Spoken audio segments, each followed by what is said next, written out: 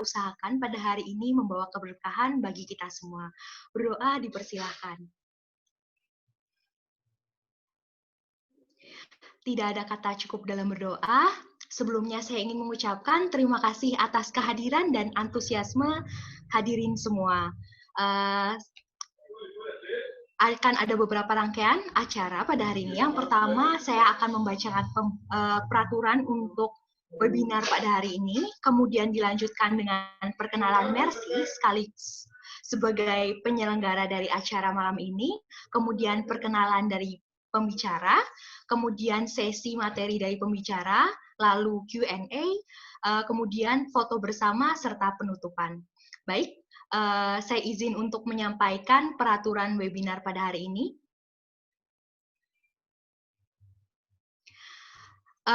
Peraturan yang pertama, peserta di dalam ruang Zoom diharapkan menonaktifkan video serta suara selama sesi penyampaian materi oleh pembicara.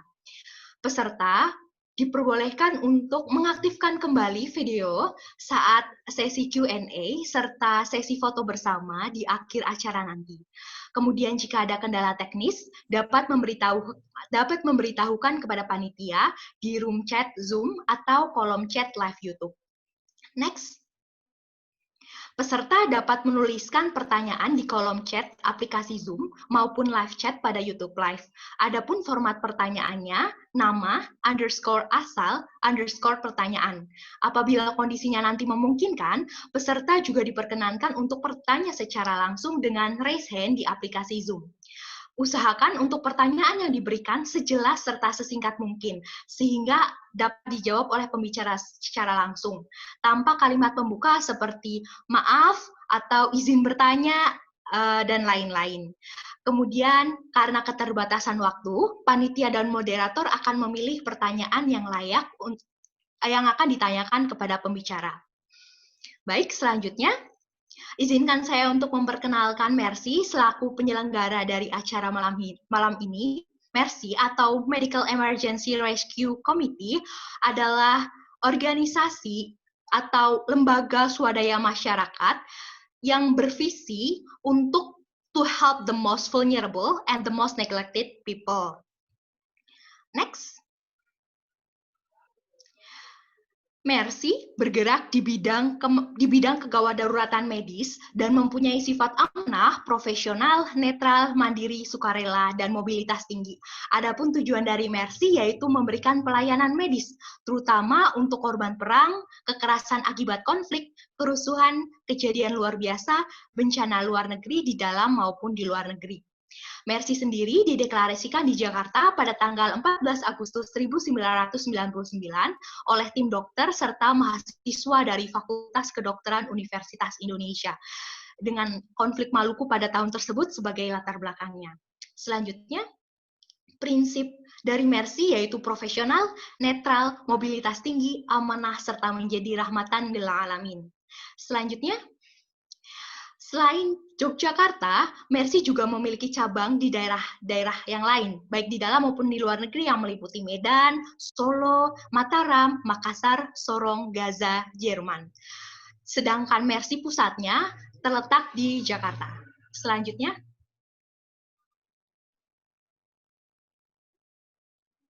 sejauh ini, Mercy telah melaksanakan 190 misi kemanusiaan nasional serta 50 misi kemanusiaan internasional. Selanjutnya, salah satu pencapaian Mercy yang cukup populer yaitu pendirian Rumah Sakit Indonesia di Jalur Gaza. Rumah sakit ini diinisiasi pada tahun 2009 dan merupakan salah satu rumah sakit terbesar di Jalur Gaza. Pada tahun 2019 hingga tahun depan sedang dilaksanakan pembangunan tahap kedua dari rumah sakit ini. Selanjutnya, selain rumah sakit Indonesia di Gaza, ini merupakan tahapan-tahapan pembangunan dari rumah sakit Indonesia dan Gaza. Selanjutnya, selain mendirikan rumah sakit di Jalur Gaza, Mercy bersama dengan PMI serta Walubi juga mendirikan rumah sakit Indonesia di Rakhine State, Myanmar. Rumah sakit ini terletak di antara pemukiman Muslim Rohingya dan Buddha, sehingga mudah diakses oleh kedua kelompok. Selanjutnya, ini merupakan tahapan pembangunan dari Rumah Sakit Indonesia di Rahinstedt. Selanjutnya, Mercy juga aktif dalam kegiatan penyelenggaraan Yankes, kemudian tim bantuan medis dalam berbagai kondisi. Selanjutnya, Mercy juga aktif dalam menyuarakan humanisme di kancah politik. Selanjutnya,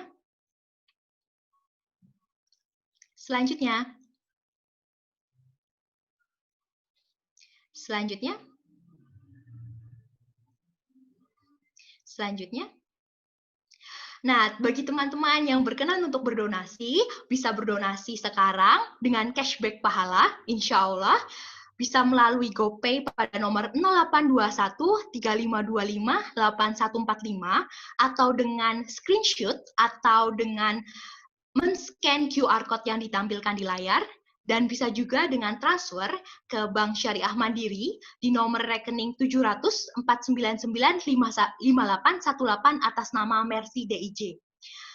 Apabila teman-teman ingin berdonasi di lain hari, teman-teman juga bisa berdonasi melalui IG kami di mercy_Jogja atau dengan chat WA.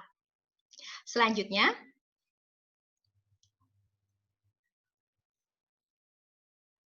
saya izin untuk membacakan CV dari pembicara kita pada hari ini. Melihat antusiasme dari hadirin, selama ini seperti beliau, Dr. Aditya Rifki Fauzi, cukup populer gitu teman-teman. Dr. Aditya Rifki Fauzi ini merupakan kelahiran di tahun 96. Untuk sarjana serta profesinya, beliau menamatkan di Fakultas Kedokteran Kesehatan Masyarakat dan Keperawatan Universitas Gadjah Mada. Dr. Aditya ini, jika dilihat dari CV-nya ya teman-teman, cukup aktif dalam mengikuti konferensi dan pelatihan medis, baik sebagai partisipan, sebagai peserta, maupun sebagai presentator. Beberapa konferensi yang beliau ikuti sebagai presentator meliputi International Conference on Southeast Asia Studies, kemudian Second Annual Meeting of Indonesian Society of Human Genetics, kemudian Asia Pacific Society of Human Genetics, Autumn School of Clinical Genetics. Kemudian beliau juga mengikuti mempresentasikan di Second and Third International Symposium on Congenital Anomaly and Developmental Biology. Beliau saat ini bekerja sebagai dokter umum di Rumah Sakit Lapangan Khusus COVID-19 Yogyakarta, sebagai dokter umum di Klinik Mercy Prambanan Yogyakarta, sebagai asisten penelitian di Departemen Bedah Fakultas Kedokteran, Kesehatan Masyarakat dan Keperawatan UGM, serta menjadi asisten peneliti di Laboratorium Biologi Molekuler dari Divisi Bedah Anak dari Departemen Bedah Rumah Sakit Dr. Sarjito. Untuk research dan publikasinya, hingga saat ini beliau telah menerbitkan 26 publikasi. Publikasinya ini bervariasi, tapi kayak dari yang saya amati, mayoritas tentang bedah. Apabila hadirin sekalian ingin mengetahui lebih lanjut tentang riset beliau, hadirin bisa mengecek di ResearchGate maupun di Google Scholar, Dr. Aditya Rifki Fauzi. Beliau menerbitkan jurnal mulai dari Q1 hingga Q3, semuanya ada. Kemudian selain aktif di kegiatan akademik seperti menjadi peneliti, beliau juga aktif dalam kegiatan lain, organisasi, serta volunteering. Pada saat beliau sarjana, beliau aktif di Kalam, kemudian AMSA, serta TBMM. Dan saat ini beliau menjadi ketua dari Mercy Cabang Yogyakarta. Ya, tanpa menunda-nunda lagi, mari kita sambut pembicara kita pada malam hari ini, Dr. Aditya Rifki Fauzi. Selamat malam, dokter. Ya, terima kasih. Selamat malam, Hana dan teman-teman sekalian.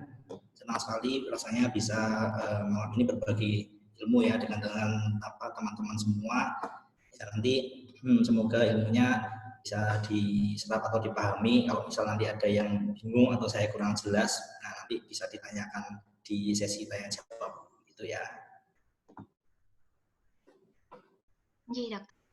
Oke, sebentar saya screen ya.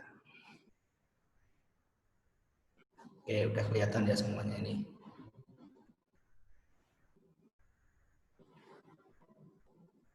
Oke, jadi selamat malam semuanya. Bismillahirrahmanirrahim. Assalamualaikum warahmatullahi wabarakatuh.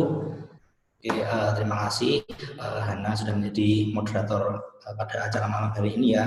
Jadi seperti yang sudah kita promosiin atau kita umumkan sebelumnya, jadi malam ini kita akan membahas ya bagaimana cara memulai publikasi internasional pertama kita. Nah, di sini sebenarnya saya ingin sedikit sharing aja ya. Mungkin teman-teman penasaran sih, sebenarnya buat apa sih kita kok harus melakukan publikasi atau mungkin gimana sih caranya? Saya punya penelitian nih, tapi gimana kok bisa jadi paper yang bisa muncul di PubMed atau di Google Scholar atau di mana? Nah, itu nanti kita bahas satu-satu ya. Oke, mungkin kita harus mulai dari basicnya dulu ya. Tujuan menulis atau tujuan kita melakukan penelitian adalah yang pertama yaitu diseminasi ilmu pengetahuan ya. Jadi kalau misal teman-teman di sini punya gagasan, punya mungkin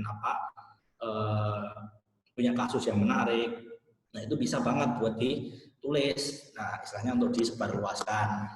Nah, kemudian motivasi yang lain itu ya kalau misal teman-teman ada yang di sini jadi dosen atau jadi pegawai negeri sipil, nah itu bisa banget dipakai untuk kenaikan pangkat. Kalau misal kayak dosen ini ya, dosen terutama misal kayak di UGM itu kan kita punya Tridharma perguruan tinggi. Nah, itu salah satunya adalah dengan penelitian. Nah, di sini bisa banget nih dipakai untuk menaikkan pangkat. Nah, pangkatnya ini bisa pas awalnya jadi lektor, kemudian lektor kepala, nanti naik jadi paling tinggi jadi guru besar nih atau profesor. Nah, itu butuh banget yang namanya publikasi.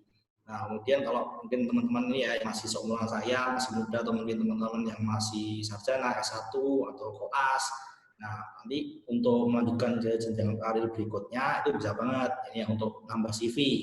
Nah, misal kita mau melanjutkan ke jenjang studi S2, S3 ataupun mau melanjutkan ke PPDS atau pendidikan dokter spesialis, bisa banget juga untuk mencari beasiswa. Nah, intinya apapun motivasi teman-teman semua, yang namanya menulis atau publikasi itu tidak akan ada nilai negatifnya. Nah, pertama-tama gimana sih sebenarnya kita punya gimana kita mengawali menulis ya.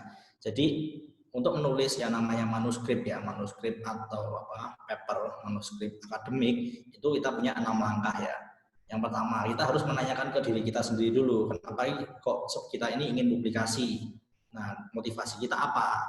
Dan apakah istilahnya paper atau penelitian kita ini layak untuk dipublikasikan? Kemudian yang kedua, jenis manuskripnya apa nanti? Nah, apakah ini full artikel atau original artikel? Jadi full ya, penelitian utuh kayak gitu, atau istilahnya jenis kayak review artikel ataupun case report atau short communication. Nah, itu nanti membuat teman-teman tentukan, nanti kita bahas satu-satu. Kemudian pilih jurnal targetnya. Nah, yang namanya jurnal itu kan ada banyak ya.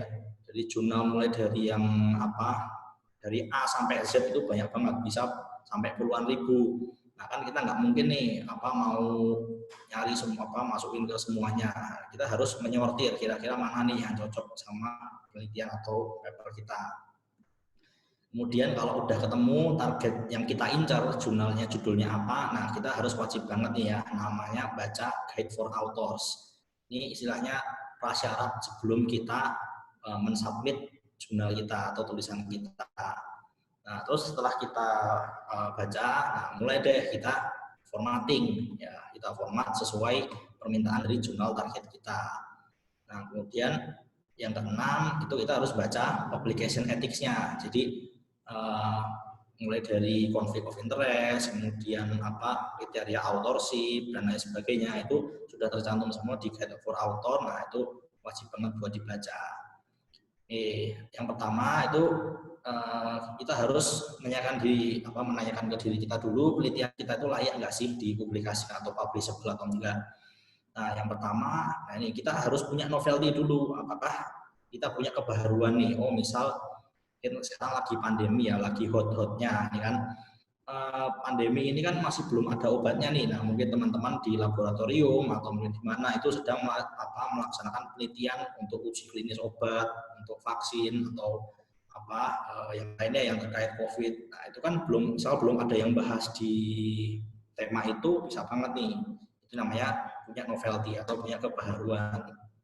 Nah, terus kemudian apakah ada yang menantang? Nah, itu istilahnya adalah sesuatu yang challenging itu. Challenging itu dalam artian kan kita di sini ya kan dokter ya. Nah, kita kan menangani pasien yang mengobati penyakit. Nah, di sini kan mulai dari segi diagnostik, kemudian dari terapeutik maupun dari segi prognostik itu bisa banget dibahas. Nah, tinggal nanti kita cari celahnya aja, kira-kira ini layak penelitian kita ini masuk ke segi mana, ke segi publikasi diagnostik, terapeutik ataupun prognostik. Itu atau mungkin nggak cuma dari segi itu aja, misal dari segi pendidikan kedokteran itu bisa banget, atau teknologi kedokteran, banyak banget skopnya. Oke, kemudian ya kaitannya apakah dengan topik yang sedang hangat-hangatnya. Ini kan kita lagi pandemi ya kondisinya ini, jadi otomatis yang bakal dikebut oleh para peneliti ini adalah penelitian-penelitian yang berkaitan tentang COVID. Nah, baik itu dampak secara langsung terhadap pasien ataupun dampak sosioekonomi atau yang lainnya. Atau mungkin teman-teman di sini kaitannya dampak COVID terhadap pendidikan kedokteran. Nah, itu kan jadi efektivitas pembelajaran daring pada S1 kedokteran. Nah, itu bisa banget. Oke, kemudian nah kita di dalam penelitian itu juga harus memberikan solusi. Jadi kira-kira apa sih kita punya topik ini, problemnya ini, terus kita punya gagasan apa nih? Oh, kita punya ide, oh barangkali kayak gini itu lebih bagus dibuktikan dengan landasan teori. Oh, ternyata terbukti misal di negara lain dia mengaplikasikan metode ini, oh ternyata berhasil. Oh, tapi kok di negara ini metodenya kurang bagus. Nah, itu kita coba mengambil kesimpulan dan memberikan solusi. Oke, kemudian jenis artikel. Nah, kaitannya dengan jenis artikel secara umum ini saya singkat aja ya. Ada 4. 1 full artikel. Jadi dia isinya tuh penelitian ya, penelitian utuh yang substantif, lengkap dan komprehensif. Contohnya misal kayak teman-teman skripsi di S1 atau tesis, S2, disertasi S3 bisa dimasukkan sebagai artikel. Kemudian letter atau short communication. Jadi ini contohnya kayak istilahnya contohnya aja kemarin itu ada short communication dari seorang editor di sebuah jurnal berdana. Nah, itu beliau menulis itu menunjukkan bahwa efek COVID ini, efek pandemi COVID ini itu berdampak banget terhadap pelayanan pasien. Nah, pasien yang harusnya bisa dioperasi tapi gara-gara COVID, nah kemudian operasinya harus dibatasi, OK-nya jadi susah, pasien-pasien morbiditasnya meningkat, mortalitas meningkat, itu ditulis dalam bentuk paper singkat, biasanya cuma 1 atau 2 halaman short communication. Jadi istilahnya paper yang istilahnya semua orang itu harus segera tahu gitu loh dalam waktu singkat, bahwa COVID itu efeknya kayak gini, kayak gitu.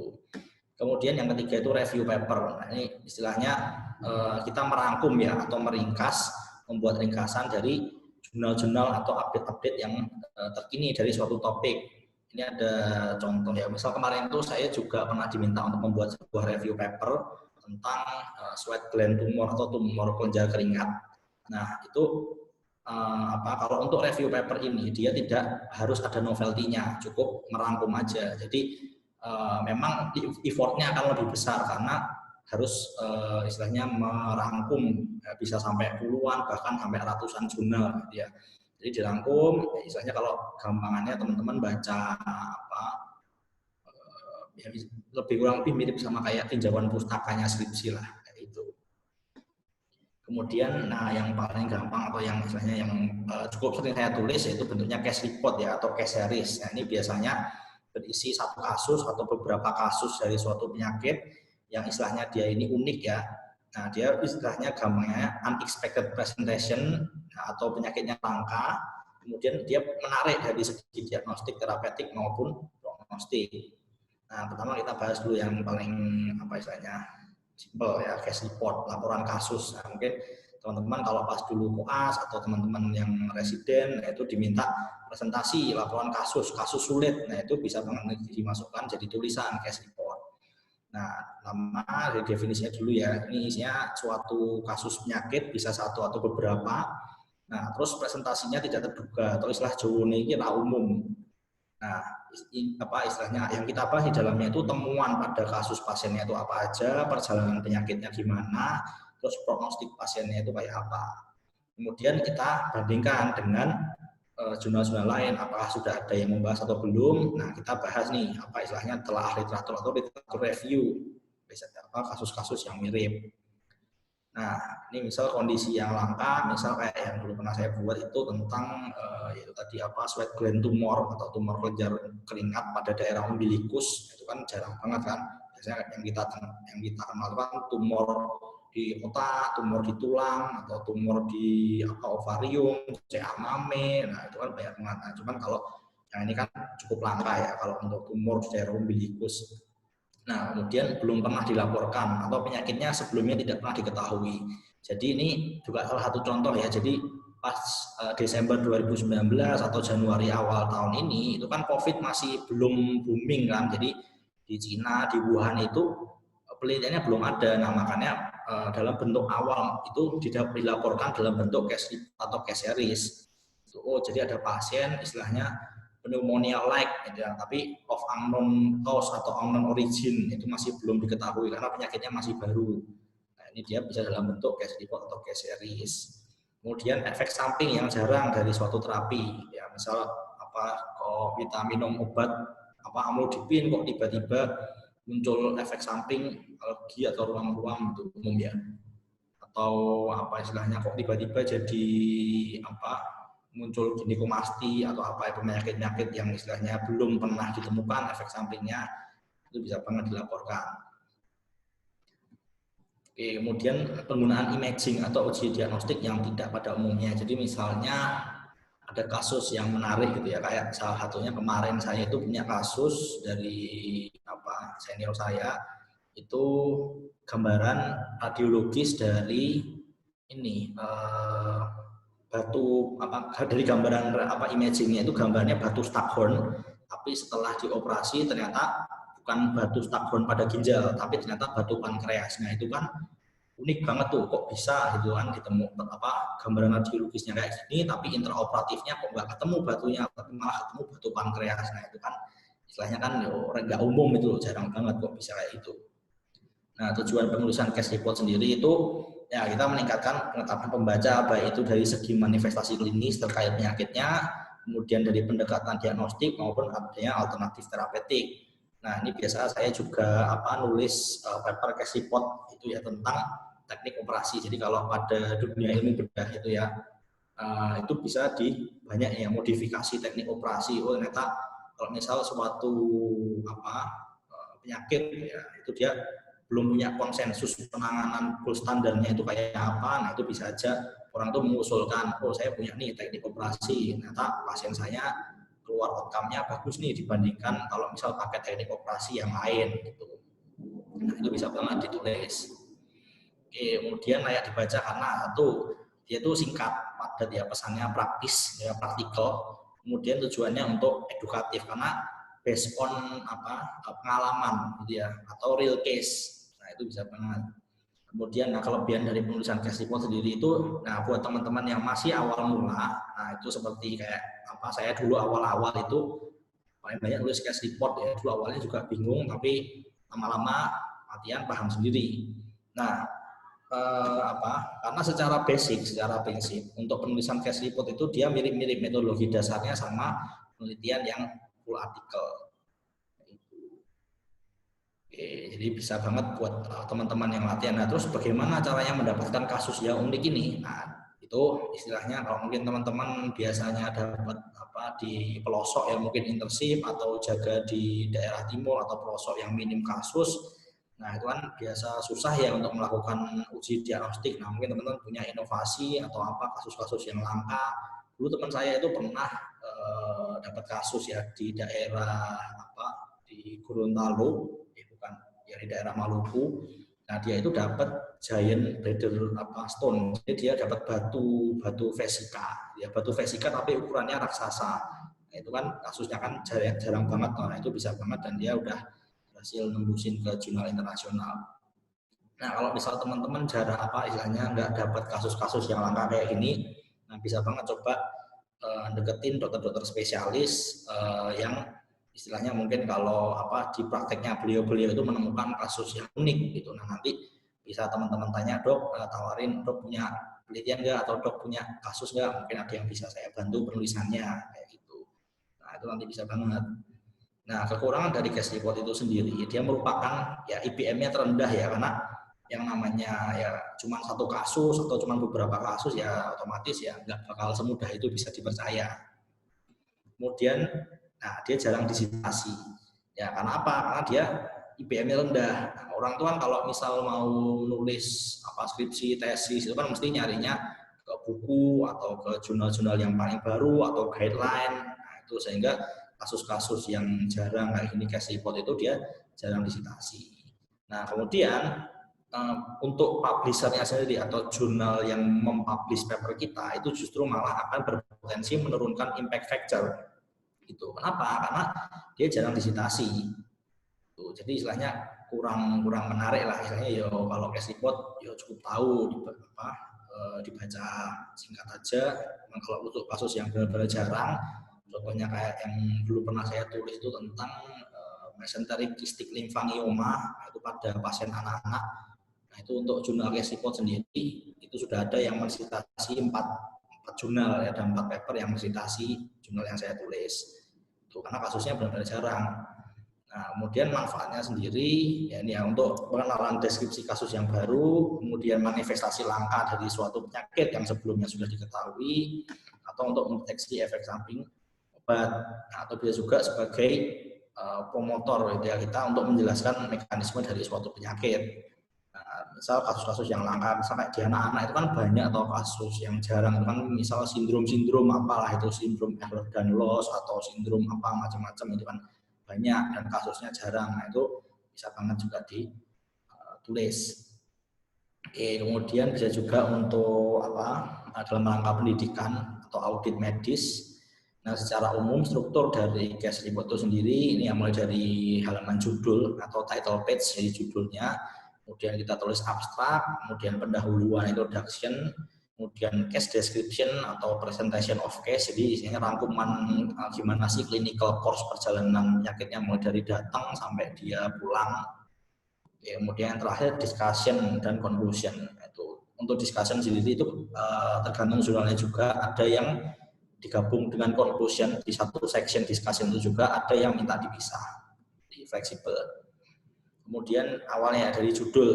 Nah, judul sendiri itu merupakan hal yang pertama kali dibaca oleh pembaca. Nah, jadi dia harus sifatnya ringkas, informatif, dan relevan sama subjeknya. Dan kalau bisa juga menarik.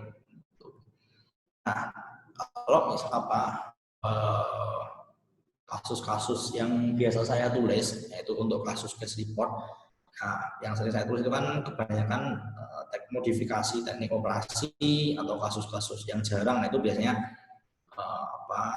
misal contoh yang saya tulis itu Binger guided Heller cardiomyotomy, jadi itu operasi yang dilakukan pada kasus akalasia.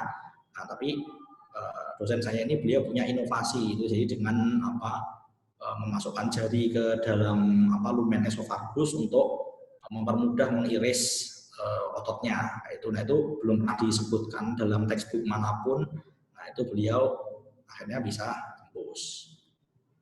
Nah terus kemudian pada judul, nah itu kalau bisa itu dihindari ya kata-kata yang berlebihan seperti case report atau rare case, kemudian literatur review, itu kalau bisa dihindari, kecuali suatu jurnal itu minta mengacu pada yang namanya care checklist atau case report checklist. Ini justru malah dia nanti akan diminta.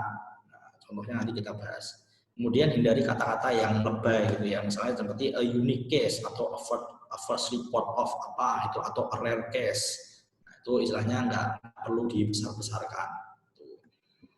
Ini contoh-contohnya, ya misal apa dari British Journal of Radiology. Nah, ini nanti bisa dibaca aja. Oke, lanjut ke bagian abstrak. Nah, ini ya, yang kita masukkan ke dalam abstrak itu apa sih sebenarnya? Kita harus membuat rangkuman singkat, yaitu ide pokok dari sebuah manuskrip, dan rata-rata itu 300 kata maksimal ya, atau kurang, tergantung permintaan jurnalnya. Ada yang dia strict maksimal 300, ada yang 250, ada yang bahkan cuma 100, tergantung dari jurnalnya saya lagi. Kemudian biasanya itu dia tidak terstruktur, jadi dari A sampai Z di bagian abstrak itu nyambung jadi satu. Nah, tapi kadang-kadang juga dia terstruktur. Terstruktur artinya seperti yang susunan tadi, susunan body text. Jadi juga misal introduction kita tulis 1 atau 2 kalimat. Kemudian presentation of case, jadi kita kasih rangkuman kasusnya apa. Kemudian conclusion itu apa, hasil apa, kesimpulannya. Oke, kemudian untuk pendahuluan, nah ini harus kita buat dengan ringkas dan langsung ya, menarik perhatian pembaca. Nah, karena itu bagian yang awal-awal dibaca oleh pembaca kita. Ya, abstrak dan introduction ini harus dibikin menarik. Nah, kemudian kasih ya informasi latar belakang tentang mengapa kok paper kita itu layak dibaca itu, atau why we should spend our time to read yours. Nah, apain itu loh kok saya harus baca jurnal, memang kelebihannya apa atau apa sih yang sebenarnya menarik. Kemudian penjelasan tentang laporan kasus secara singkat. Nah, biasanya kalau ini saya tulis di bagian akhir dari introduction ya, misal here we report a case of bla bla bla, dijelaskan ini apa istilahnya, dia itu merupakan kalimat yang menyambungkan antara section introduction sama presentation of case. Berikut ini kami melaporkan kasus seorang anak, usianya 3 bulan, kemudian mengalami kasus bla bla bla, dilakukan ini, ternyata hasilnya bagus. Oke, kemudian manfaatnya juga perlu dijelaskan ya, dibandingkan sama literatur yang sebelumnya, nanti ada contoh pembahasannya. Nah, terus kalau untuk introduction sendiri ini nggak perlu panjang-panjang ya, karena kan dia hanya pembuka saja. Jadi biasanya kalau untuk introduction saya bikinnya itu cukup 2-3 paragraf. Kalau misalnya mau dibikin lebih detail lagi itu nanti di bagian discussion. Oke, kemudian case description atau presentation of case, ini ya kita fokus ya ke deskripsi laporan kasusnya. Jadi dibuat mulai dari urutan kronologis dan kalau bisa itu detail, tapi nggak terlalu panjang juga gitu, karena kan nggak mungkin ya kalau misal ada kasus-kasus kemarin saya juga nulis case report tentang silent hypoxemia pada kasus COVID. Jadi itu kan pasien kan kalau COVID kan dirawatnya lama ya, bisa sampai 2 minggu, 3 minggu lah. Itu kan RM-nya tebel banget tuh. Kan nggak mungkin tuh kita mau memasukkan semua narasi RM itu ke dalam kasus kita kan. Itu cukup dipilih yang penting-penting aja, yang bermakna aja. Gitu. Tapi harus detail. Jadi sudah malah misal hal-hal yang penting atau esensial, misal pasien dengan sesak napas karena COVID, kok nggak ditampilkan analisa gas darahnya. Itu kalau bisa ditampilkan lab-labnya, artinya yang relevan dan signifikan itu dimasukkan. Oke, kemudian kondisi riwayat medisnya. Jadi awal pas dia datang misal ke IGD dengan keluhan apa, laki-laki usia 60 tahun, kemudian dari pemeriksaan fisik ketemu apa, anamnesis ketemu apa, kemudian pemeriksaan penunjang baik itu radiologi maupun dari laboratorium, kalau bisa ditampilkan pas awal-awal. Gitu. Kemudian diferensial diagnosis, jadi kan bisa aja kalau masuk IGD diagnosisnya A, di bangsal berubah jadi diagnosisnya B, itu bisa banget. Kemudian manajemen selama dia dirawat di rumah sakit, baik itu di IGD maupun di bangsal, yang penting-penting aja yang disebutkan. Kemudian follow up-nya kan pasiennya sudah di-discharge, dipulangkan. Ya, mungkin setelah dia dioperasi, itu kan dia diminta kontrol lagi, kira-kira ada perbaikan nggak lukanya atau apanya, itu dia follow up. Kemudian diagnosis finalnya apa, itu dijelaskan. Oke, kemudian kalau misal ada hasil negatif, itu juga sebaiknya disebutkan. Jadi kalau misalnya gini, ada orang yang keluhannya batuk-batuk, lama, sesak napas, tapi ternyata kok di swab COVID hasilnya positif. Nah itu kan mungkin aja batuk lebih lama 2 minggu, ada demam, menggigil. Nah mungkin kan orang bisa aja kan diferensial diagnosisnya TBC misal. Nah, TBC ini kan juga apa istilahnya harus dieksklusi ya untuk bisa tegak si COVID-nya ini. Nah, misal teman-teman juga melakukan tes gen expert atau sputum BTA. Nah, itu hasilnya negatif. Nah, itu sebaiknya juga bisa dimasukkan aja. Istilahnya ada pemeriksaan penunjang yang penting atau bermakna ke perjalanan klinis pasien ini mulai dari masuk sampai terdiagnosa sampai di treatment. Oke, kemudian hindari interpretasi atau asumsi dari penulis itu sendiri ya. Jadi kalau nulisnya misal pembacaan AGD gitu ya, kalau misal teman-teman belum tahu ya sebaiknya dikonsultasikan dulu sama ahlinya. Gitu. Oke, kemudian tabel atau gambar ya, figur. Nah, itu dia kalau bisa ungkap ya temuan kronologisnya. Ibaratnya gini, kayak ada satu kasus yang kemarin saya tulis itu tentang prolong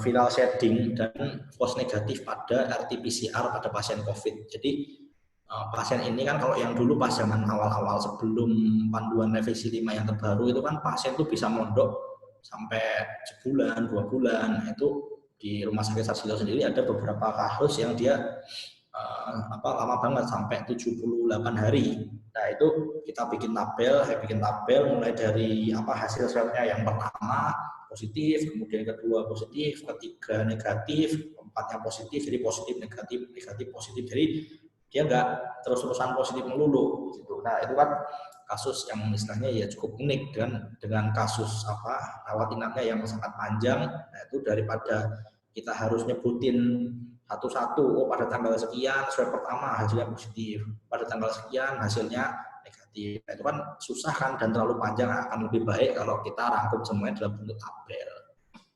Tuh.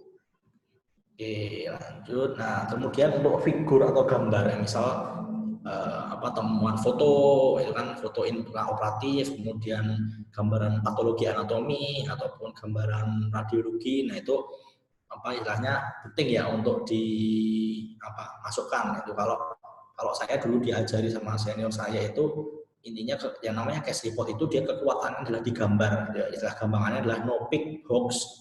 Nah, supaya kekuatan kita yakin benar-benar ini kasus yang real, kasus yang nyata, bukan kasus yang dibuat-buat. Nah, itu juga perlu dideskripsikan ya. Kalau misal pada gambaran patologi anatomi itu misal ditemukan ada sebuahan sel radang, ditemukan ada sel datia berinti banyak, itu pada perbesaran 400 kali atau perbesaran 1000 kali, nah, itu disebutkan. Itu di bagian caption itu di bawahnya nanti ada. Oke, kemudian kalau misal teman-teman kaitannya dengan prosedur bedah, nah itu misal teman-teman punya atau seniornya atau konselernya punya inovasi teknik operasi, nah itu bisa nanti di operasi itu difoto, diambil fotonya, nah itu nanti bisa banget di bagian rentetan prosedur operasi itu dimasukkan gambar-gambarnya. Nah, dengan catatan di sini untuk case report, yang namanya case report kan kita melaporkan kasus pasien spesifik ya, cuma satu atau beberapa orang. Nah, kita sebagai tenaga medis juga harus menjaga confidentiality-nya. Oke, nah ini contohnya aja punya dari guru saya. Jadi ini contohnya pada kasus pasien-pasien dengan penyakit disbung. Nah, ini dia kan disebutkan nih jenis kelaminnya female, male, kemudian usia pada saat diagnosis, kemudian jenis agam diagnosisnya apa. Nah, ini contoh yang sudah dikomentari oleh reviewer bahwa ini pun bahkan nggak disebutin namanya ya, usianya berapa.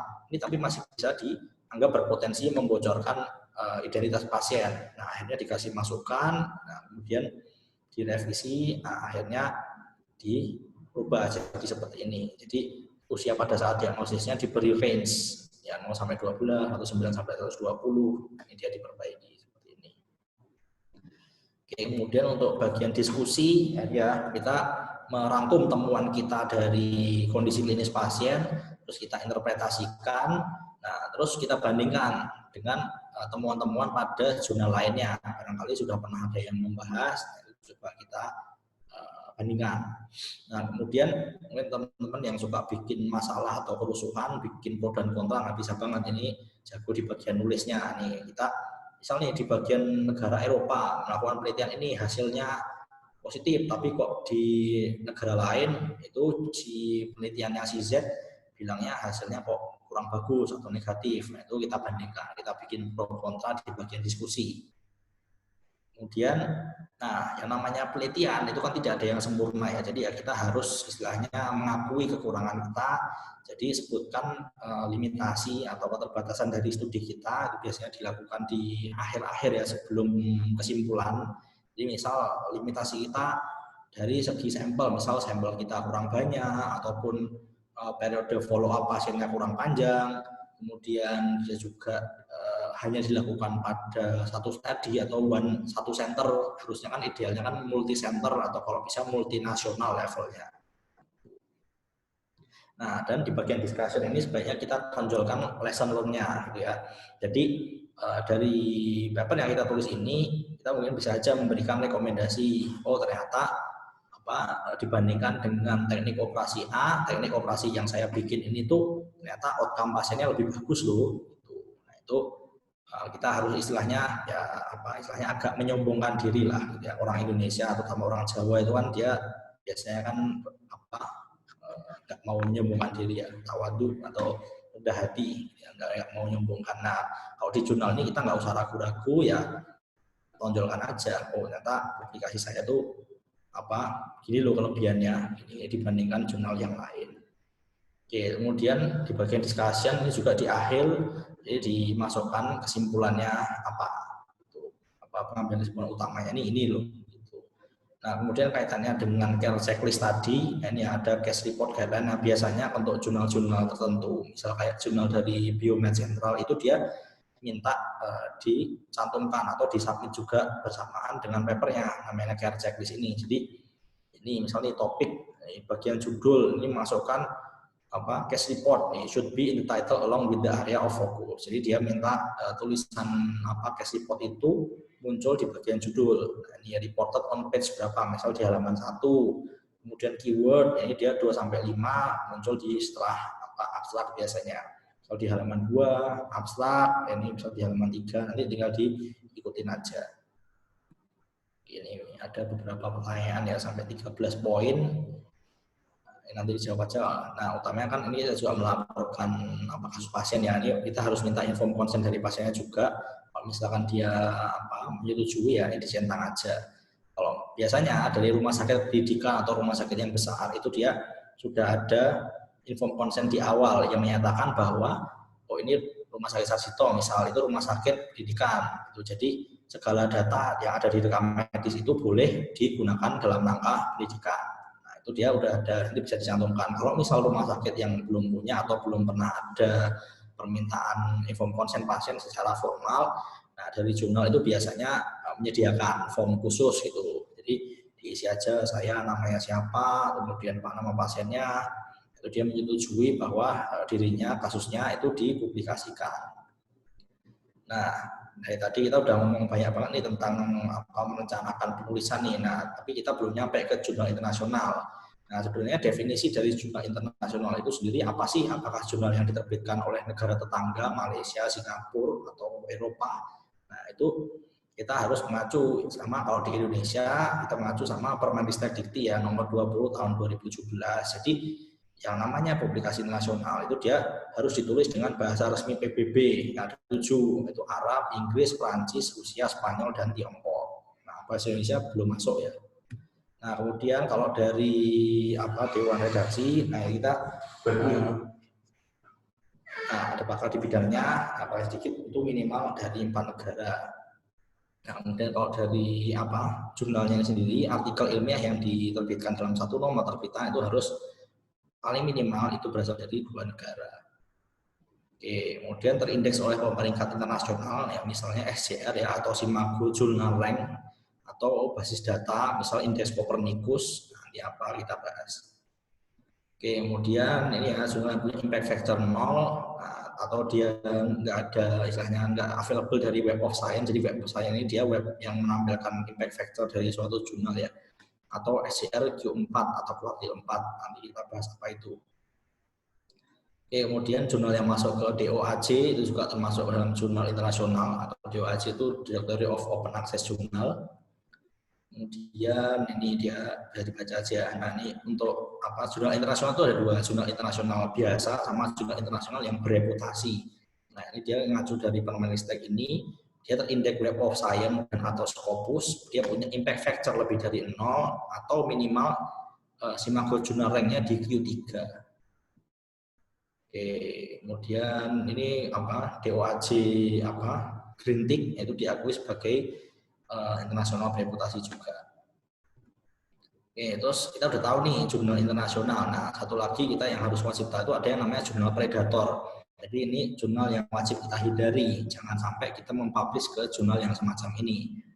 Nah, jurnal predator ini dia kalau dari jurnalnya itu antara editor sama staffnya itu dia yang punya publisher, yang misal publisher X. Nah, itu dia terdaftar namanya di semua jurnal yang ada di bawahnya nih, misal jurnal A, B, C, D. Nah, itu kok nama editornya yang punya perusahaan ini semua. Misal apa, publisher itu istilahnya namanya percetakan ya, contohnya Elsevier, kemudian apa Lippincott William Wilkins atau dia Springer.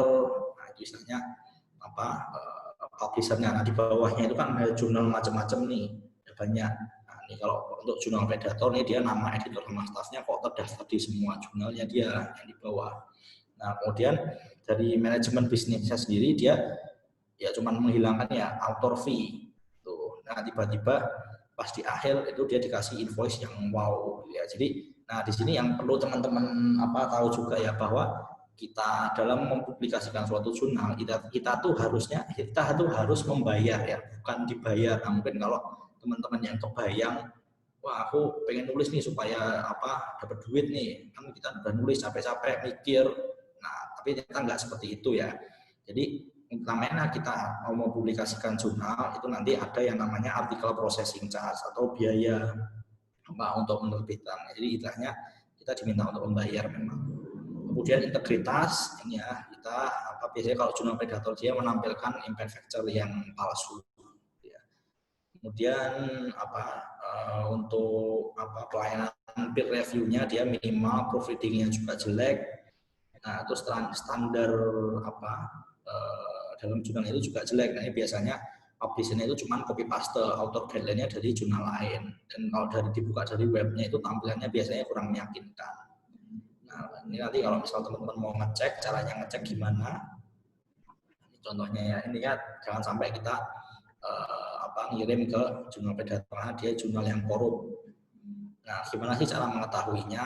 Ini ya, ada yang kalau dulu itu ada seorang bapak yang namanya Pak Jeffrey Bell, ini dia menerbitkan suatu list ya, yang dia itu melis jurnal-jurnal yang berpotensi sebagai jurnal predator ya, dia menerbitkan itu dalam Bell's list namanya.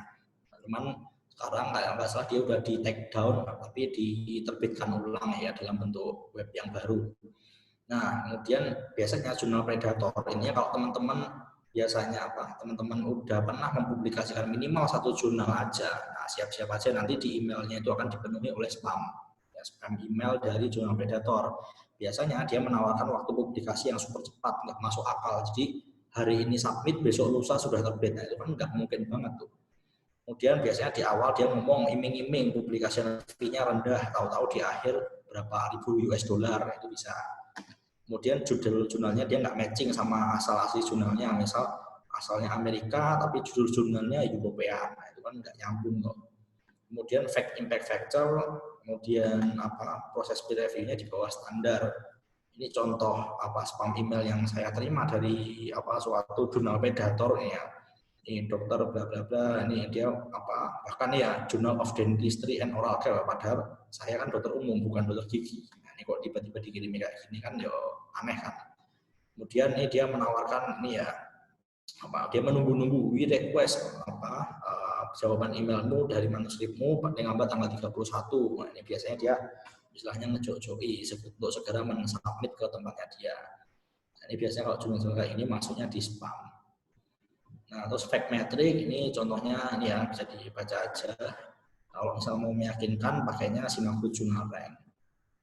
Ini contohnya, ini satu contoh email yang lain ya, dia bentuk tulisannya kayak ini warna-warni, ini kan ya jadi kurang meyakinkan. Nah, kenapa kok kita nggak boleh submit ke jurnal predator? Ini ya dia jurnal yang korup. Nah, biasanya dia melakukan research misconduct dan dia ini istilahnya lebih author sentris gitu ya. Jadi kan kita sebagai author atau penulis kan pengen jurnal kita segera terbit gitu ya. Mungkin ada untuk kebutuhan publikasi atau apa untuk kenaikan pangkat, tapi dia tidak berimbang dengan reader centric. Jadi tidak menjaga kualitasnya. Jadi istilahnya abal-abal lah ya, pokoknya jurnal abal-abal aja bisa diterima gitu. Kemudian spam, nah, ini juga istilahnya nyepam di email kita. Terus merugikan penulis juga ya, karena bisa aja nanti poinnya kurang gitu. Jadi yang harusnya kita bisa tembus ke jurnal yang asli gitu ya, ke jurnal internasional yang benar-benar bagus, reputable, tapi malah masuk ke jurnal ini nanti poinnya lebih rendah gitu. Nah, kalau gimana sih caranya kita mengatasi kayak gini? Intinya kalau ketemu jurnal predator, nah itu didiemin semua aja. Ini contohnya spam email saya, ini kan ada banyak sekali ya, ini udah sampai 109. Ini aja yang lama udah tak hapus semua, tapi masih aja nambah terus tanpa henti. Nah ini tak diemin aja, yang kadang tak hapus. Oke, ininya diabaikan semua aja. Kalau misal teman-teman ini jangan tergoda, jangan mudah tergoda dengan jurnal predator ini. Kalau misal penasaran boleh dibuka, tapi nanti untuk meyakinkan lagi cek di daftar database indeksasinya ya, benar ada nggak nama jurnal ini atau ISSN number-nya itu dicek. Oke, bisa dicek di mana aja, ini di DOAJ, ini Directory of Open Access Journal, dibuka aja webnya nanti bisa, atau Simago JR, Simago Journal Rank, ya, dia list jurnal-jurnal yang terindeks Scopus. Scopus itu dia pengindeks yang dibuat oleh Elsevier. Kemudian base list, nah ini dia punyanya si Pak Jeffrey Bell tadi yang bikin list jurnal-jurnal yang dicurigai sebagai predator. Oke, nah udah tahu nih jurnal predator. Nah sekarang gimana sih caranya kita menentukan target jurnal kita? Nah pertama harus tahu dulu yang namanya proses jurnal submission itu membutuhkan waktu yang sangat lama. Jadi kalau misal sama teman-teman nggak teliti dalam melakukan submission, itu nanti akan berulang kali dikembalikan oleh editornya sehingga akan jadi wasting time. Jadi sedini mungkin ya, jangan sampai kita melakukan kesalahan dalam submission. Nah, ada beberapa pertimbangan ya dalam memilih jurnal target. Itu yang pertama, target audiens kita itu siapa? Nah, misal kita seorang dokter bedah nih, nah, otomatis jurnal kita ya yang kita buat cenderung ke yang skopnya sama, ya misal ke sesama sejawat dokter bedah, atau mungkin kaitannya misal ada kaitannya dengan imaging atau pendidikan bedah, itu bisa tergantung audiensnya siapa yang kita pilih. Kemudian skopnya, skop itu jurnal itu kan nggak mungkin kan mau memasukkan semua bidang ya dari A sampai Z, misal dari oftalmologi sampai obgyn jadi satu jurnal semua itu kan nggak mungkin, terlalu luas. Nah, ini kita harus pilih skopnya. Kemudian fokus, misal fokus jurnal hanya khusus tentang cancer saja, nah itu penelitian kita kebetulan sama tentang cancer, ya udah bisa aja disampaikan ke situ. Kemudian reputasi jurnal sama indeksasi, ini reputable atau enggak. Reputasi jurnal ini bisa kita lihat di Simago Jurnal tadi ya, dari indeks kuartilnya, kuartil 1, 2, 3, 4 nanti kita bahas. Nah kemudian proses peer review-nya reliable, terus kemudian kemungkinan diterima atau acceptance rate-nya kalau bisa tinggi gitu ya, supaya lebih mudah untuk tembus. Terus selama waktu mungkin teman-teman ada yang ngejar akreditasi atau mungkin ngejar kenaikan pangkat dari dosennya, itu kita juga perlu pertimbangan ya. Ada juga jurnal yang bisa itu dia membutuhkan waktu review itu lama banget, bisa sampai 4 bulan, 5 bulan, itu kan lama banget. Atau kalau saya rekor yang paling cepat itu dari waktu submission sampai accepted itu dalam waktu 2 minggu. Itu aja untuk sampai publish benar-benar bisa dibaca orang banyak itu butuh waktu 2 minggu lagi, berarti totalnya sebulan. Oke, kemudian aksesibilitas sama visibilitas jurnal. Nah, ini ya dia jurnalnya tipenya open access ataukah dia subscription, jadi harus bayar dulu supaya dia atau berlangganan untuk bisa baca jurnalnya. Kemudian publication fee. Nah, publication fee ini dia ada beberapa macam ya, article processing charge atau APC.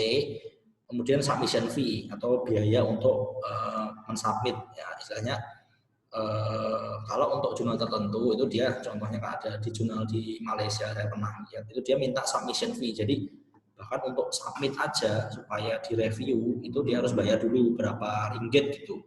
Nah itu kan istilahnya agak gambling ya gitu. ya kalau misal jurnal kita diterima. Nah, kalau nggak diterima, uangnya itu dia nggak bisa balik. Oke, terus alat bantu untuk memilih jurnal, ini ada yang namanya Elsevier Journal Finder. Nah, ini kita cukup bisa memasukkan judul paper kita sama abstrak paper kita di sini, kemudian bidang yang kita pilih nanti akan muncul suggestion-nya. Ini contoh suggestion-nya, kelihatan ya impact factor-nya berapa, lama waktunya berapa, acceptance rate-nya berapa, gitu ya. Ini salah satu jurnal favorit saya yang saya masukkan karena di acceptance rate-nya tinggi dan waktu submit-nya untuk publish-nya cepat dan harganya juga relatif murah ya, cukup cuma $500 cuman. Ya. Ini dia termasuk jurnal yang murah ya. Kalau jurnal-jurnal yang dia bagus atau yang dia agak tinggi, ini dia bisa sampai $1.800. Rekor jurnal yang pernah saya baca itu harganya $3.000 atau sekitar 2.500 euro. Itu dia sampai hampir 30 jutaan. Itu dia mahal banget. Hanya untuk publish satu kertas ya, satu paper. Kemudian Springer Journal Suggester, nah ini bisa juga nanti yang ditampilkan jurnal-jurnal yang dari Springer doang, dimasukin judul sama abstraknya ke sini nanti akan diberikan suggestion. Kemudian kalau mau yang lebih umum, ini yang bisa pakai Journal Guide, yang lebih umum, journalguide.com, nanti bisa dibuka aja. Kemudian kita juga kalau misal udah ketemu jurnalnya kira-kira menarik ini, selalu cross check ke SJR atau Simago Jurnal lain karena tidak semua yang dicantumkan atau ditampilkan oleh jurnal alat bantu ini dia terindeks Scopus. Jadi nggak semua yang ditampilkan ini terindeks Scopus. Jadi untuk memastikan dia terindeks Scopus atau enggak, nah itu nanti dibaca di home-nya, di homepage-nya atau bisa juga di copy paste nama jurnalnya di sini di Simago Jurnal lain. Ini contohnya International Journal of Surgery, dia penerbitnya dari Elsevier. Nah, ini untuk mengakses halamannya bisa cari aja di Google atau klik homepage-nya. Dia termasuk jurnal Q1 atau istilahnya jurnal yang bagus lah, top notch. Ini dia masuk kuartil 1. Nah, untuk kuartil sendiri di SJR itu ada 4, Q1, Q2, Q3 dan Q4. Nah, untuk tandanya sendiri Q1 ini warnanya hijau, Q2 warnanya kuning indikatornya, Q3 warnanya oranye, Q4 warnanya merah. Di sini kelihatan ya perkembangan jurnalnya bagus, mulai dari dia awal dibuka ini masih Q4, lama-lama berkembang terus menerus jadi Q1. Ini dia menerima dua jenis bidang ya, dari medicine secara umum sama bidang surgery. Oke, kalau sudah ketemu nih jurnal target kita, nah buka aja halamannya. Ini baca guide for authors-nya. Nah, itu nanti istilahnya semua prasyarat sebelum kita submit, nah itu bisa dibaca di sini, dari biaya dan lain-lain itu semua bisa dibaca. Dan kalau bisa bacanya yang detail. Kemudian kalau misal kita udah menentukan target jurnal, kita baca, nah kita struktur. Nah di sini kita agak sedikit bahas lagi ya tadi bentuk formatnya untuk suatu jurnal. Nah tadi kan kita bahas case report, nah ini untuk khusus full artikel. Jadi strukturnya ini dari awal judul, abstrak sama kata kunci, kemudian body text-nya isinya introduction, method, result, and discussion atau disingkatnya adalah IMRAD ya, introduction, method, results, and discussion. Kemudian tell your story ini dia di bagian akhir yang disebutkan konklusinya apa, terus di akhir kita nyebutkan acknowledgement atau referensi sama supporting materialnya.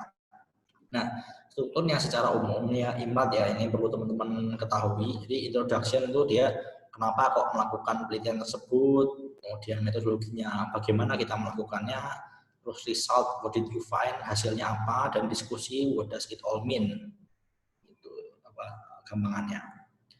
Nah, kemudian untuk judul manuskrip sendiri yang efektif itu gimana? Ini ya kita harus mengidentifikasi dulu problem utama dari paper kita atau apa. Dan kalau bisa itu singkat, jadi jangan terlalu panjang. Nah, karena ada beberapa limitasi untuk jurnal tertentu itu dia hanya boleh maksimal 28 kata atau 25 kata. Jadi kalau bisa dibikin yang singkat aja. Ini dalam waktu bersamaan dia juga akurat, nggak ambigu, spesifik dan utuh. Dia pakai bahasa yang profesional. Kalau bisa singkatan-singkatan yang nggak jelas itu atau yang jarang dipakai itu jangan dimasukkan judul. Dan kalau bisa dia menarik minat pembaca. Nah ini contohnya, ini dia action of antibiotics on bacteria. Ini kan maksudnya apa nih? Kan action yang apa, antibiotik yang mana, terus bakteri-bakteri apa, kan nggak jelas. Nah, Kemudian direvisi, ini contohnya ya. Jadi inhibition of growth of Mycobacterium TB oleh streptomycin. Nah, ini kan dia jadi lebih jelas toh actionnya apa, inhibition. Antibiotiknya apa, streptomycin. Bakterinya apa, Mycobacterium TB. Nah, ini kan jelas toh gitu. Kemudian keyword atau kata kunci. Nah, ini dia dipakai untuk indeksasi ya. Jadi biar lebih mudah dicari di PubMed atau di Google Scholar, nanti manuskrip kita atau paper kita bisa muncul. Ya. Ya kalau bisa spesifik, kemudian hanya pakai singkatan-singkatan yang udah umum aja, misal DNA.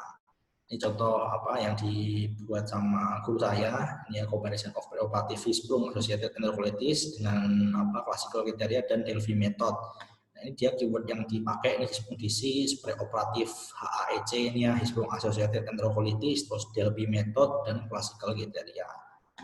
Kemudian ini juga apa case report yang apa saya tulis, nah dimasukkan nih acquired choledochalasis, surgical complication, tumor intraabdomen, kemudian ROC-NY hepatogenesistomy, nama teknik operasinya. Oke, kemudian abstrak ini ya buat sesingkat mungkin karena tadi kan ada limitasinya ya. Terus rangkum setiap section atau ide pokok itu ke dalam abstrak dari body text-nya tadi, mulai dari intro sampai conclusion. Nah, pastikan dia mudah dipahami, sifatnya akurat, saintifik, namun tetap fancy untuk dibaca. Nah, untuk aturannya sendiri ada yang namanya rule of 10 untuk pembuatan abstrak. Ya, 1-2 kalimat ini untuk aim atau tujuan kita menulis atau bikin penelitian apa. 2-3 kalimat ini material and method, 2-3 kalimat untuk result, dan 2 kalimat untuk discussion atau conclusion. Ini contoh jurnal yang dibuat oleh adik kelas saya untuk jurnal untuk senior konsulen di tempat bedah. Ini contoh abstraknya seperti ini yang terstruktur ya. Jadi dia background, metodologi, result, dan conclusion ini dia tulis ini. Kemudian keyword ini dia ditaruh di bawah. Oke, kemudian introduction, nah itu kita jelaskan ya masalahnya. Kemudian kita deskripsikan pendekatannya apa. Terus tulis limitasi dan solusi yang sudah ada. Misalnya punyanya yang sebelumnya tadi ya, punya guru saya nih, effect of 5-alpha-oleandrin pada keloid fibroblast activity. Ini dia untuk apa masalahnya kan di sini, keloid merupakan suatu penyakit fibroproliferatif bla bla bla. Ini dia problemnya di sini together with the low activity of matrix metabolism and matrix degradation. Nah, ini biasanya di awal-awal ini problemnya apa ditulis, kemudian deskripsikan pendekatannya. Nah, dari semua ini, semua perlakuan dengan di pemberian bleomycin, mitomycin dan lain sebagainya sudah dilakukan, tapi hasilnya dia kurang memuaskan dan masih menimbulkan high recurrence rate, jadi sok kambuh-kambuhan. Itu dia pendekatan ini. Nah, terus solusi yang ada apa? Nah, therefore ini dia kita memberikan solusi therefore our study ini evaluated the anti-proliferation and anti-fibrotic property of oleandrin on keloid fibroblast culture. Ya. Oke, kemudian metodologi. Ini juga harus jelas ya, jelaskan bagaimana masalah itu dipelajari, kemudian ditulis metodologi, istilahnya metode penelitiannya, misal di laboratorium dia pakai reagen apa, bahan habis pakai, hewan cobanya apa, terus gimana cara merawat hewan cobanya. Nah, itu dia perlu dijelaskan ya metodologinya. Nah, kadang juga diminta juga untuk bahan habis pakai, misal hewan coba itu dia diminta ya kan hewan coba kan banyak kan dibunuh ya kalau di akhir. Nah, itu kan bunuh untuk hewan cobanya kan biasa dengan ketamin. Nah, itu injeksi ketamin intramuskular itu dia harus disebutin mereknya apa, dosisnya berapa, bahkan sampai pabrik dan negara pembuatnya itu juga ditulis. Itu sih biasanya. Nah, kemudian untuk rumus-rumus kimia ini juga perlu disebutkan ya. Ini kalau di sini kan material method ditulis ya, ini misalnya Dulbeco modified Eagles medium. Nah, ini dia DMEM pabriknya Gipco dari negara USA. Atau 10% fetal bovine serum, ini dia contohnya, ini dia disebutkan pabrikannya. Nah, kemudian result, nah ini dia cukup istilahnya tampilkan data yang penting-penting aja ya, kalau bisa, tapi jangan menghilangkan data yang esensial. Nah, ibaratnya kayak gini ya, tip of the iceberg. Jadi hasil penelitian kita tuh ada banyak ya, cuman yang istilahnya yang kita tampilkan tuh cukup yang penting aja di bagian permukaan itu. Nah, untuk memperjelas atau mempermudah orang membaca result kita, ini bisa menggunakan grafik atau tabel ya, sama tampilkan analisa statistiknya. Nah, ini contohnya Ini kan kalau misal orang baca kayak gini kan hasilnya kan panjang, ini kan jelimet toh, malah jadi pusing sendiri. Nah kalau ini dia butuh tabel ya. Nah kalau dibaca dengan tabel ini kan dia otomatis kelihatan lebih enak ya. Jadi kalau misal nampilin data yang panjang itu lebih baik pakai tabel aja. Oke, kemudian di bagian diskusi kita menampilkan interpretasi hasil kita. Terus kita juga bandingkan dengan jurnal lain ya, sama kayak tadi, intinya kita bikin pro kontra di situ. Nah kemudian hindari yang membuat statement atau kalimat yang istilahnya berlebihan gitu ya dari hasil yang kita dapat. Kemudian hindari terminologi yang istilahnya masih asing, atau jangan membuat spekulasi atau asumsi dari suatu penemuan kita. Nah, kemudian kesimpulan atau conclusion, ini jelaskan gimana paper kita bisa menambah current state of the knowledge. Terus jangan cuma copy paste hasil result dari abstrak, jadi kita jabarkan semua. Gitu. Jadi misal ditemukan baseline karakteristik pasiennya gini, kemudian p-value-nya sekian ketika dia dibandingkan dengan variabel A dan variabel B, jadi dijabarkan di result. Nah, kemudian conclusion ini dia diambil yang penting, terus kita kasih kebermanfaatannya apa, istilahnya poin yang bisa kita ambil. Terus jangan lupa juga untuk memberikan masukan untuk penelitian selanjutnya. Jadi misal furthermore karena penelitian kami ini sampelnya sedikit, sehingga kedepannya dibutuhkan penelitian lebih lanjut dengan jumlah sampel yang lebih besar, atau jumlah periode follow up yang lebih panjang, atau dia dilakukan pada multi center atau multinasional. Kemudian bagian akhir nih kita acknowledgement ya, atau ucapan terima kasih, yaitu atau ingatnya acknowledgement ini dia orang-orang yang ikut membantu kita tapi namanya tidak tercantum ke dalam list authorship. Nah ini dia misal advisor yang ngasih masukan, atau dia pemberi dana, misal dia dapat hibah. Kemudian proofreader ini dia orang yang mengoreksi bahasa kita. Nah, kemudian kalau misal di operasi itu ya, misal dari perawat bedahnya, residen, atau tim bedah, ini bisa diberikan ucapan terima kasih. Oke, kemudian untuk referensi sendiri, nah format apa yang kita pakai? Ya kebanyakan kalau untuk jurnal itu pakainya format Vancouver. Nah, jadi dia pakai yang nomor 1, 2, 3, 4, 5. Jadi mana yang di citasi pertama itulah yang muncul pertama di halaman referensi. Nah, terus jangan masukkan terlalu banyak referensi ya, kecuali pada jenis review paper. Kalau review paper kan dia masih yang paling up to date ya, jadi memang merangkum, itu bisa sampai ratusan referensinya. Nah, kalau untuk penelitian original itu biasanya terbatas, tergantung dari jurnalnya. Ada jurnal yang membatasi, namun ada juga yang enggak. Biasanya kalau membatasi itu dia tidak boleh lebih dari 20 referensi, atau enggak boleh lebih dari 30, rata-rata segitu. Oke, kemudian hindari dari self citation. Jadi dia kalau bisa jangan terlalu banyak mensitasi jurnal kita sendiri. Misal saya udah punya jurnal puluhan nih. Nah, saya mensitasi jurnal punya saya sendiri, yaitu sebaiknya dihindari. Gitu ya. Kemudian untuk lebih lanjutnya ikuti petunjuk penulisan dari author's guide. Ya, karena Vancouver yang kita kenal belum tentu sama dengan Vancouver yang diminta oleh jurnal target kita. Jadi harus kita double check. Nah, kalau misalnya untuk lebih mudahnya bisa pakai reference manager ya, itu contohnya kayak Mendeley atau EndNote softwarenya gitu. Nah, kalau saya pribadi itu nggak pakai Mendeley karena dia database-nya banyak yang sering korup. Jadi saya lebih prefer nulisnya manual. Nah, itu saya biasanya pakai Google Chrome extension, namanya Google Scholar Button. Jadi nanti cuma copy paste dari judulnya nanti bakal ketemu. Nanti kita pencet tombol cite. Nah, nanti kalau udah ada format-formatnya, misal format Vancouver, Harvard, nanti macam-macam udah muncul. Oke, kemudian untuk proses penulisan artikel sendiri, ini mungkin teman-teman yang masih belum tahu ya. Jadi kalau misal kita baca artikel kan mulai dari abstrak, introduction, method, kemudian dijelaskan, conclusion dari atas ke bawah ya. Tapi kalau bagaimana dengan menulisnya? Nah, kalau menulisnya itu sendiri kita justru malah kebalikan, bukan urut seperti dari awal. Jadi yang pertama dari dasarnya dulu kita harus mempersiapkan figur dan tabelnya. Kemudian kita tulis metodologi, tulis result, tulis discussion, baru kita tulis conclusion, introduction, baru yang terakhir sendiri tulis judul, abstrak, dan keyword. Karena ini adalah etalase atau istilahnya poin penting yang bakal dibaca pertama dari membaca. Jadi harus dibuat menarik, jadi ini dibikin akhir aja.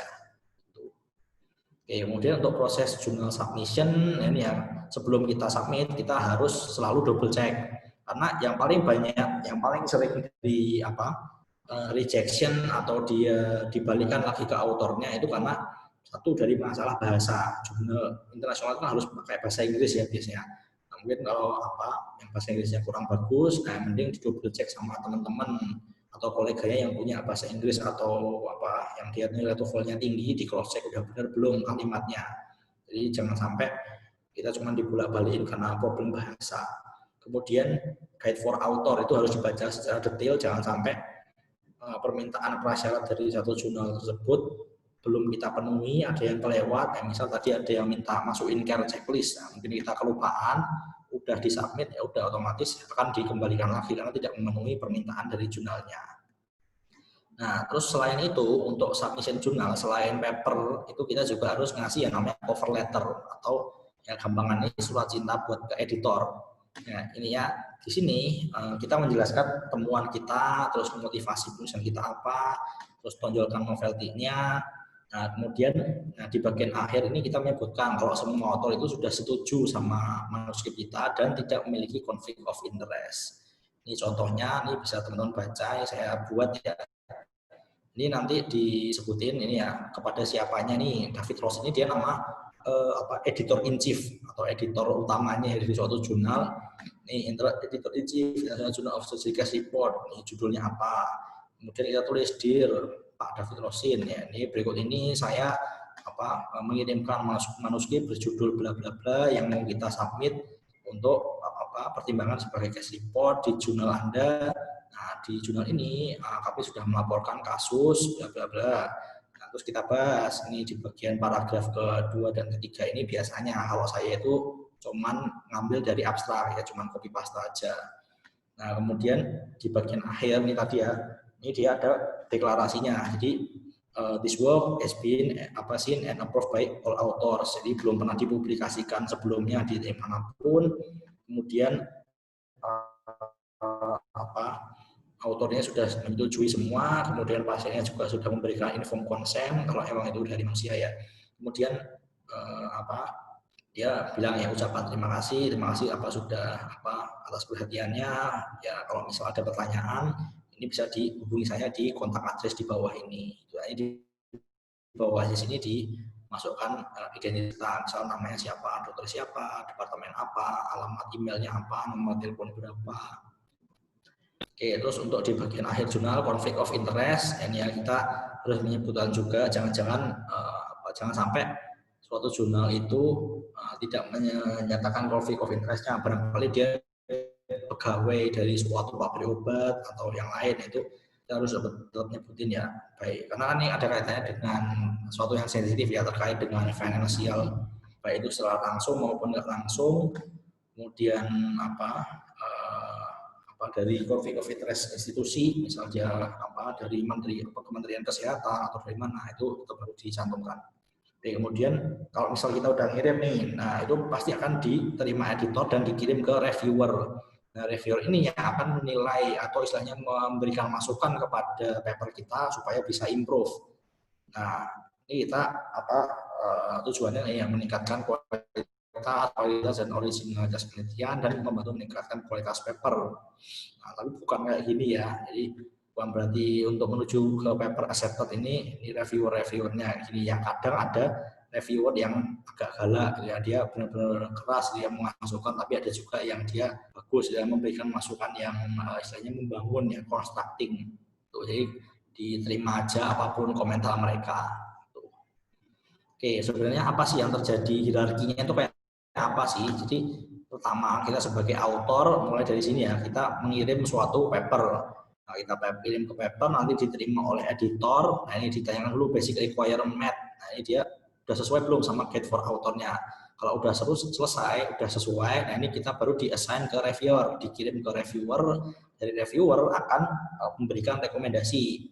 Kemudian dikembalikan ke editor, kemudian dia memberikan keputusan. Jadi si editornya adalah decision maker-nya.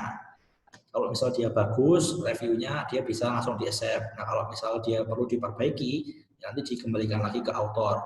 Kalau misal dia kurang bagus, dirasa kurang bagus, bisa langsung di reject. Jadi secara umum itu ada 4 decision ya, atau 4 fate ya. Jadi 1 dia accepted, 2 rejected, kemudian ketiga ini minor revision, sama keempat major revision. Oke, sebenarnya apa sih yang dicari oleh si reviewer ini? Orang yang suka komentar pedes ke tulisan kita. Ya, jadi 1, hipotesis paper kita itu harus jelas dan istilahnya important, penting untuk penambahan state of the art. Kemudian original sifatnya atau novel, kemudian alur pikir tulisan kita itu jelas, mulai dari intro sampai conclusion itu nyambung benang merahnya. Terus penulisannya dipresentasikan dengan baik. Nah, kemudian kita kan misalnya udah dapat revisi, kemudian misal diminta minor revision atau major revision, nah otomatis kan kita harus menjawab nih pertanyaan-pertanyaan dari reviewernya. Ini cara menjawabnya ya. Nanti kita copy paste pertanyaannya, nanti di bawahnya nih komentarnya kita tulis di bawahnya nih. Ya, misalnya metode atau device paradigma ini dia yang diajukan itu kulit lubang, ini benar-benar salah. Ini dia yang salah, contohnya yes we know we thought we could still get a paper out of it, sorry. Ini bukan kayak gini yang baik. Ini kita bahasanya secara lebih elegan istilahnya. Jadi this reviewer raised an interesting concern. Jadi kita istilahnya emphasize atau berterima kasih kepada reviewer karena sudah memberikan masukan. Ini however, as the focus of this book is exploratory and not performance based, validation was not found to be of critical importance to the contribution of the paper. Jadi kita ya kalau bisa dijawab aja gitu, tapi dengan bahasa yang sopan, yang bagus gitu. Oke, kemudian etika dalam publikasi. Nah, ini dia yang cukup sering bermasalah juga, yaitu definisi dari authorship. Jadi sebenarnya siapa sih yang berhak mendapatkan kredit atau nama di dalam list jurnal authorship itu? Ini ada 3 ya prinsip umumnya, yaitu ada first author atau author utama. Jadi dia adalah biasanya peneliti utama. Dia bertugas untuk menginterpretasi dan menganalisa data plus menarik kesimpulan, first author. Kemudian co-author atau author pendukung, ini dia yang memberikan masukan atau revisi terhadap konten. Kemudian corresponding author, ini biasanya di jurnal dikasih tanda bintang ya, atau asterik. Ya, dia author korespondensi, dia yang mengompil semuanya dan mensubmit draft manuskrip ke jurnal. Nah, untuk first author ini dia bisa jadi orang yang sama dengan corresponding author. Tapi bisa juga yang berbeda, first author bisa berbeda dengan corresponding. Bisa saja corresponding authornya dia author kedua, ketiga maupun yang terakhir. Nah, yang harus dihindari adalah 2 ini ya, ghost author sama gift author. Apa itu? Ghost author adalah ini ya, author yang memberikan kontribusi yang signifikan pada penulisan suatu paper, namun namanya justru malah nggak masuk.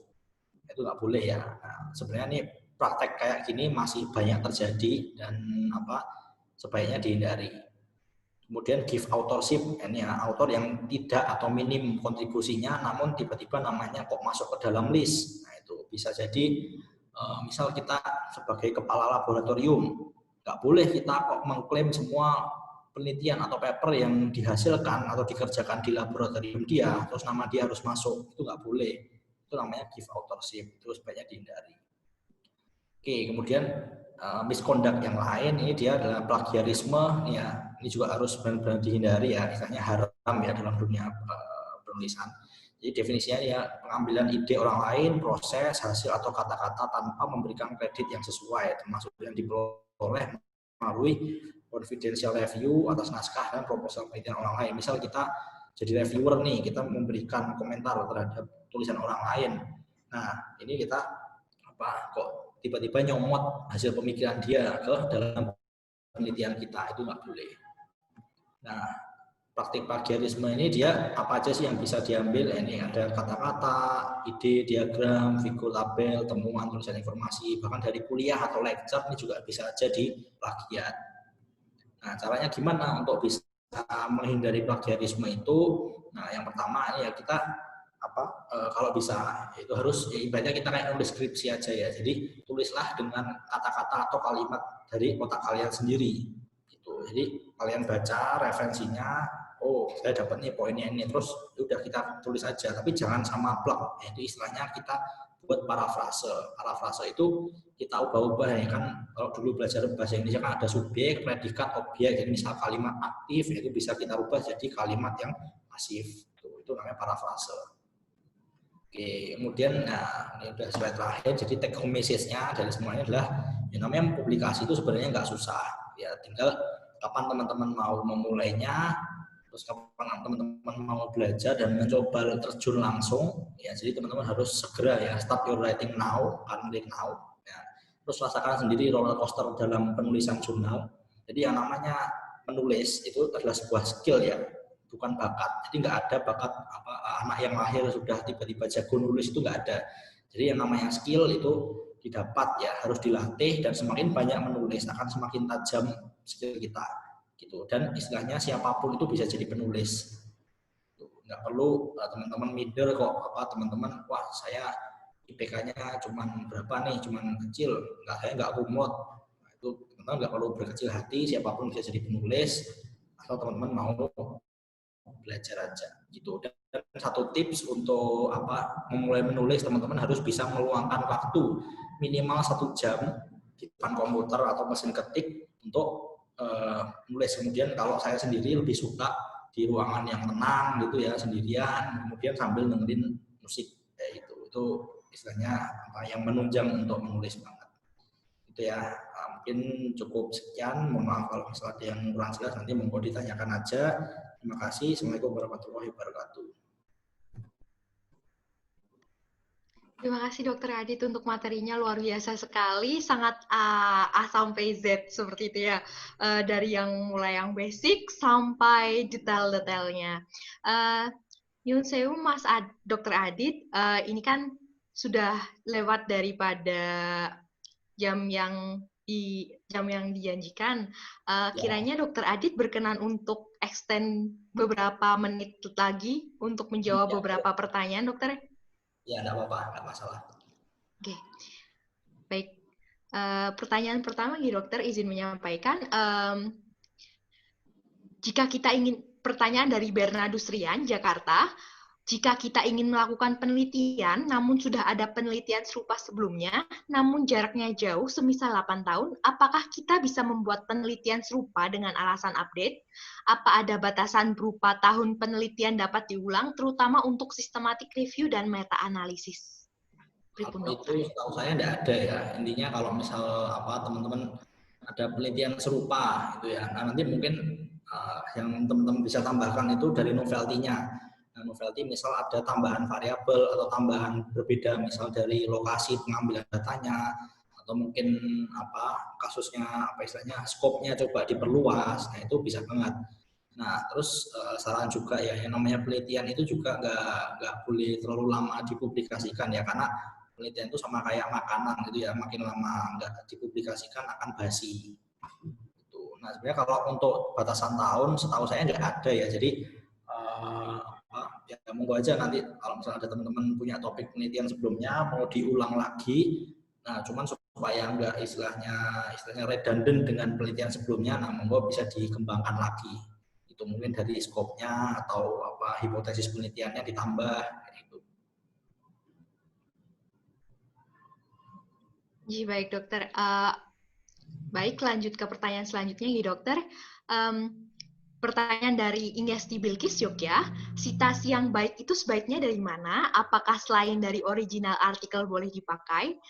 Karena kadang saat kita memasukkan sumber berupa artikel review, artikelnya juga mensitasi dari sumber yang lain. Apakah kita harus merujuk dari sumber yang paling pertama atau boleh dari artikel review tersebut, Dokter? Nah, kalau saran saya itu teman-teman harus tetap baca artikel utamanya dulu. Jadi misal artikel A disitasi oleh artikel B, terus kemudian yang teman-teman baca ini artikel B. Nah, teman-teman juga harus meng-cross check ke artikel utamanya gitu, ke artikel A, karena beberapa artikel itu saya temukan bahwa dia itu berbeda. Jadi istilahnya agak berbeda hasil parafrasenya dari artikel A ke artikel B. Jadi akan lebih bagus kalau teman-teman baca paper originalnya dulu, yang paper A ini tadi, yang sumbernya itu. Kemudian baik, untuk Dokter. citasi yang baik itu gimana ya? Ya saya nggak ada gambaran baik atau enggak ya. Jadi yang penting itu teman-teman jangan plagiasi plak gitu ya. Jadi diparafrase dulu, kemudian sebut apa citasinya juga harus benar gitu ya. Jadi diikuti formatnya. Itu baik itu Vancouver atau Harvard, tergantung permintaan jurnalnya. Yang penting nggak plagiasi, itu aja sih. Baik dokter, masih berhubungan dengan citasi, apabila kita, dan pertanyaan juga masih dari Mbak Bilkis, apabila kita akan menggunakan ilustrasi dari sebuah jurnal, apakah boleh kita gunakan suatu ilustrasi jurnal dengan mencantumkan sumbernya, dokter? Nggak boleh. Jadi kalau untuk jurnal udah pernah diterbitkan di jurnal lain, kecuali kita punya izin ya, izin dulu dengan penulisnya. Karena kan yang namanya jurnal atau figur tadi kan juga istilahnya punya hak ya, haknya si penulis. Itu nggak boleh kita tiba-tiba ngambil, karena dulu pernah ada kasus di tempat saya itu, lebih udah lama sih, ada jurnal yang di drop, itu istilahnya tidak dianggap berpoin, itu karena dulu asistennya itu dia ngambil nyomot jurnal nyomot gambar dari jurnal lain tanpa izin dulu untuk memproduksi ulang gambar tersebut. Nah, mungkin kalau misal tipsnya dari saya itu bisa coba dilakukan reworking, jadi coba digambar ulang. Itu mungkin terserah, mungkin teman-teman diganti bentuknya atau warnanya. Jadi istilahnya kalau bisa buatlah grafik sendiri, nggak perlu ngambil dari punya orang lain. Gitu.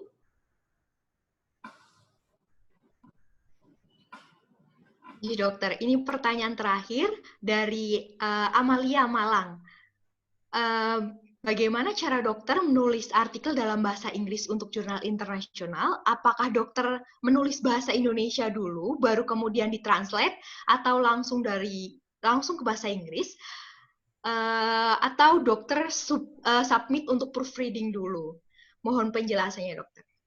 Oh ya, kalau saya sendiri sebenarnya ya mungkin saya agak kurang pede ya sama bahasa Inggris saya, karena nggak terlalu bagus sih. Jadi kalau saya sendiri supaya tetap menjaga originalitas apa yang saya tulis, jadi saya tulis dulu dari yang gampang, mulai dari bahasa Indonesia dulu. Nah, kemudian setelah dari bahasa Indonesia saya translate ke bahasa Inggris, nggak tahu itu nanti benar atau salah. Nanti habis itu saya baca ulang.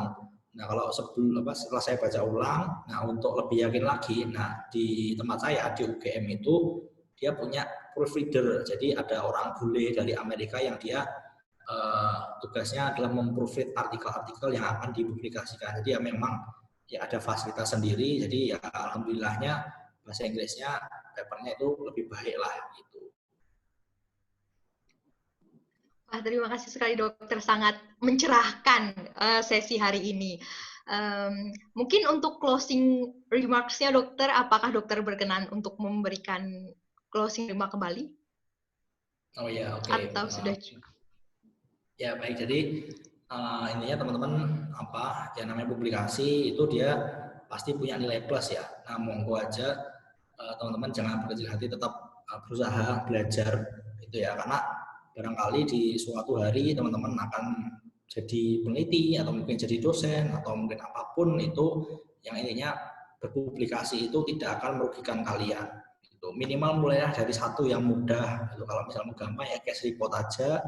Terus kalau misalnya bingung dapat kasus dari mana, coba deketin dokter guru kalian ya, dokter spesialis atau siapapun, nah, untuk memulai menulis. Itu intinya yang namanya menulis itu dia seperti yang saya bilang tadi, dia merupakan skill ya, jadi memang harus dilatih dan diasah terus-menerus, nah, supaya nanti istilahnya lebih tajam itu dan daya analisa kita meningkat. Itu sih. Terima kasih banyak Dokter Adit untuk materi yang disampaikan pada hari ini, sangat luar biasa. Dari teman-teman yang lain juga merasa luar biasa sekali. Sebelum kita menutup sesi pada hari ini, diharapkan untuk hadirin semua menyalakan video kembali untuk foto bersama. Sembari menunggu teman-teman hadirin untuk menyalakan kembali video, saya izin untuk menyampaikan pesan sponsor lagi. Apabila para hadirin berkenan untuk memberikan donasi ke Mercy Jogja dengan cashback pahala, bisa dilakukan dengan cara mengecek di IG Mercy_Jogja. Di sana terdapat petunjuk cara untuk donasinya, seperti menggunakan GoPay ataupun dengan transfer ke BSM. Apakah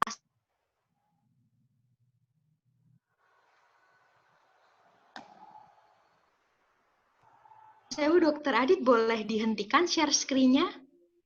Oke.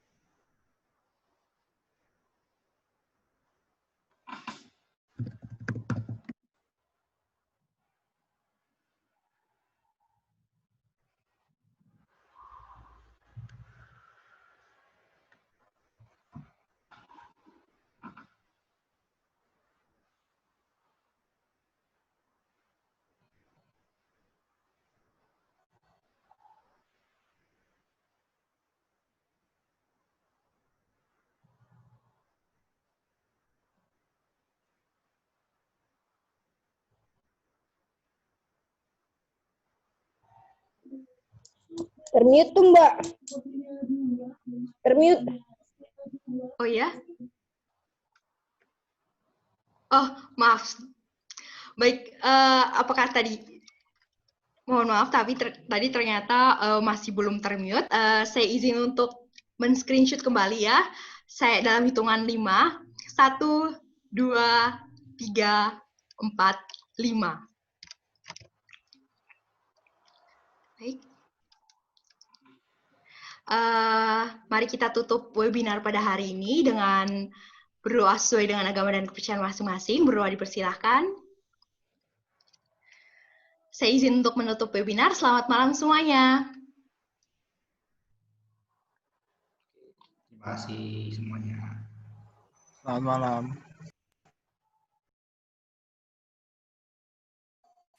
Terima kasih banyak, Dokter.